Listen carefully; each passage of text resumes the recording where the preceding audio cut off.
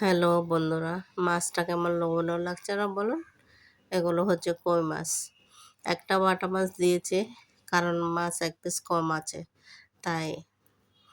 তো সবগুলা মাছ আমি প্রথমে ভালো করে ধুয়ে নিয়েছি, লবণ হলুদ দিয়ে মেখে ভেজে নিয়েছি। আজকে আমার শরীরটা বেশি ভালো নেই, সর্দি হয়েছে। তো কথাগুলো তাই একটু কেমন যেন শোনাচ্ছে।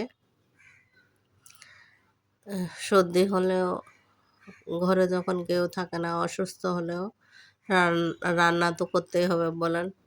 রান্না তো না করলে কে খাবে সবাই? তাই রান্না করছে। প্রথমে জিরা ফোড়ন দিয়েছে, তারপর পেঁয়াজ কুচি দিয়েছে। এরপরে পেঁয়াজ কুচিটা কিছুক্ষণ নাড়াচাড়া করে একটু বাদামি কালার যখন হয়েছে তখন আমি টমেটো দিয়েছি। তারপর তাতে হলুদ মরিচ দিয়ে দিলাম। তারপর দিয়ে দিলাম আদা বাটা, জিরে গুঁড়ো, ধনে গুঁড়ো দিয়ে আমি ভালো করে কষাবো। একটু পানি দিয়ে কষাতে হবে, না হয় মশলাটা পুড়ে যাবে, তাই কষাচ্ছি। এর মধ্যে পরিমাণ মতো নুন দিয়ে দিলাম। এবার এটা খুব ভালো করে কষাতে হবে। মশলা কষালে তরকারি টেস্ট হয়, তাই মশলাটা একটু পানি দিয়ে কষাচ্ছি। যখন তেল ছেড়ে আসবে ততক্ষণ পর্যন্ত কষাতে থাকবো।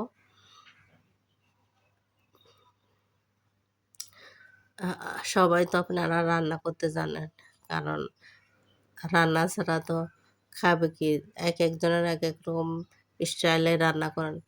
তো আমার রান্নাটা কেমন হয়েছে আপনারা সবাই জানাবেন, লাইক কমেন্টস এবং শেয়ার করবেন। তো এখানে পরিমাণ মতো আমি ঝোল দিয়ে দিচ্ছি। কষানো যখন হয়ে গেছে তখন ঝোল দিয়ে দিলাম। ঝোলটা যখন ফুটে উঠবে তখন আমি ভেজে রাখা মাছগুলো দিয়ে দিব।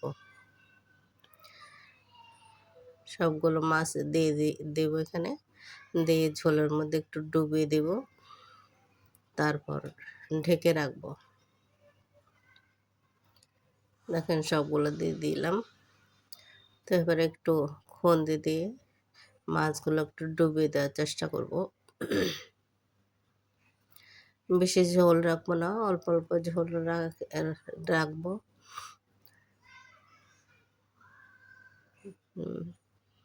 তো আপনারা কে কীভাবে রান্না করেন বলবেন। আমি পেঁয়াজ দিয়ে টমেটো দিয়ে এভাবে রান্না করতেছি আজকে। তো প্রায় হয়ে আসছে মাছগুলো।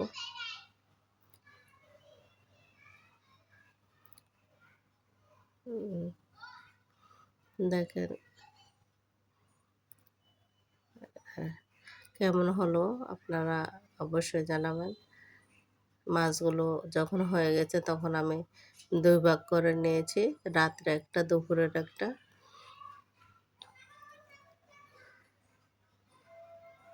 দেখেন ভাগ করে নিয়েছি, কেমন হয়েছে জানাবেন। ধন্যবাদ সবাইকে।